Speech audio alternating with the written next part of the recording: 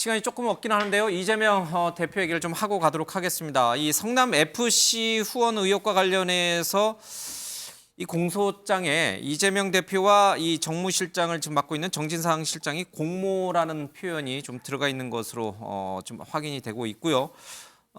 유동규 전 대장동 의혹과 관련해서는 이재명 당시 시장의 이름이 18번 정도 나오긴 합니다만 공모 여부는 이제 확인이 좀 되지 않고 있습니다. 이 얘기를 좀 하고 가야 되겠습니다. 지금 성남 FC 문제라든지 아니면은 대장동 문제, 결국 검찰은 이재명 대표를 부르기 위한 수순으로 최종 목적지로 보고 있는 건가요?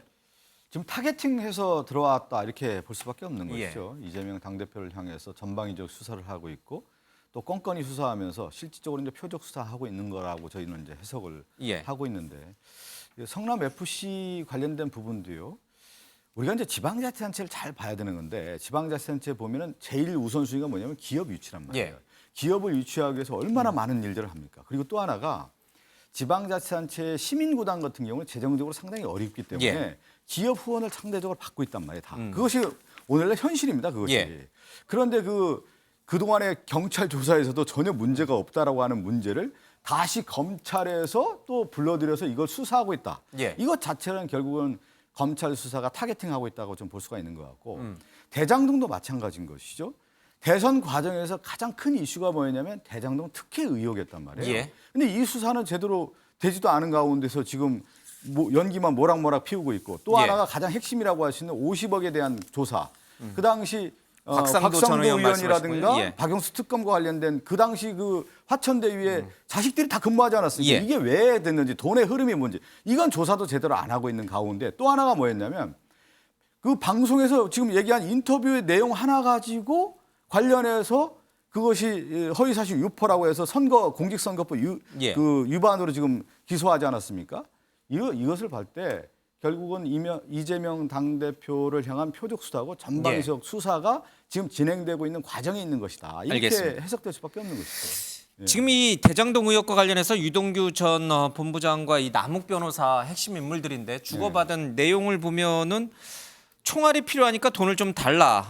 시장님이 재선이 돼야 된다. 뭐 이런 얘기들이 계속 나와요. 박 교수님, 이 부분은 어떻게 해석을 하고 있어요? 직접적으로 그 돈이 이재명 시장에게 들어갔다는 증거가 있습니까? 없습니다. 그러니까 유동규가 말한 총알이 이재명 시장에게 흘러간 증거가 있느냐? 그렇죠. 뭐 그런 증거도 없을 뿐더러 또 유동규 씨가 이야기하는 부분들이 직접적으로 돈을 받았다는 증거도 지금 존재하지 않고 있습니다. 그 시장 선거를 위해서. 그런 부분이 있는 거고요. 제가 봤을 때는 이거 엮어가는 거예요. 흔히 하는 말로. 또 제가 예를 하나 들어볼게요. 윤석열 대통령 아버님 집을 김만배 씨 누나가 사줬습니다. 이것도 엮으려면 또 엮을 수 있는 거예요. 왜 그렇게 친하게 집을 사줬어? 이런 거 아닙니까? 그죠? 그럼 유동규하고 김만배는 왜 그리 친해? 같이 됐어? 그러면 유동규하고 이재명하고 친해? 친한 걸로 관계를 맺어가는 것이 지금 사법적 절차의 과정에서 존재해야 되는 건가요?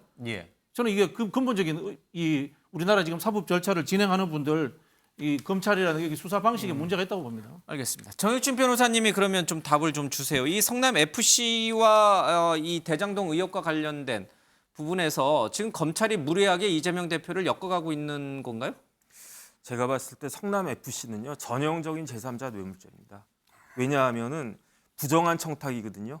핵심이 제3자 뇌물죄에 있어서는 왜냐하면 돈이 그 공무원한테 가는 게 아니고 제3자한테 가는 거기 때문에 일반적인 뇌물죄에 비해서 부정한 청탁이라고 한 요건이 추가가 되는 거예요. 그런데 돈이 왔다 갔다 했단 말이에요. 50몇 억이라고 하는 큰 돈이. 기부금이라는 명목으로 왔다 갔다 했었죠. 그다음에 이제 용도 변경이 이루어지고 돈을 준 기업이 수천억의 이익을 갖다 봤어요. 그러면 이런 객관적 사실만으로도 사실은 부정한 청탁이라고 하는 것이 충분히 수정이 될 수 있는 거고요. 그 돈을 누가 받았습니까? 성남 FC가 받았는데 성남 FC가 처음부터 성남 FC가 아니었어요. 그게 그 일화 천마라는 그 사기업이 가지고 있었던 그 축구단이었는데 그것이 2014년도에 성남 FC가 됐거든요. 근데 2014년도에 누가 그 일화 구단을 샀느냐? 이재명 시장이 산 거예요. 조례까지 만들어가지고. 그런데 어떻게 성남 FC하고 이재명 당시 시장하고 무관하다고 할 수 있겠느냐? 성남 FC가 막 성공하면은 정치적으로 성남시장이 굉장히 유리한 구조 아니겠습니까? 이런 여러 가지 것들을 딱 봤을 때는 이런 게 그 교과서에서 나오는 전형적인 제3자 뇌물죄에 해당한다라고 저희는 판단이 되기 때문에 예. 이 부분에 대해서 어떻게 이재명 대표가 잘 그 디펜스를 할 것인지 그 부분은 한번 주목할 만한 것이긴 한데 여태까지 나온 그 수사 결과만으로는 제가 봤을 땐 쉽지 않겠다는 게 제 개인적인 생각입니다. 확실하게 검찰이 뭔가 기소하기는 어렵다 이런 뜻인가요? 아니죠. 충분히 이제 기소가 된다는 거죠. 기소가 됐을 때 이재명 대표가 제가 방어 봤을 논리가 때 약하다. 거의 99.9%는 이제 검찰에서 기소할 거고요. 알겠습니다. 법정에서 얼마나 잘 막을 수 있을 것인지. 알겠습니다. 오늘 시간이 없어서 여기서 좀 정리를 해야 됩니다. 좀 아쉬운 부분이 있더라도 다음 주에 꼭 발언께 드리도록 하겠습니다.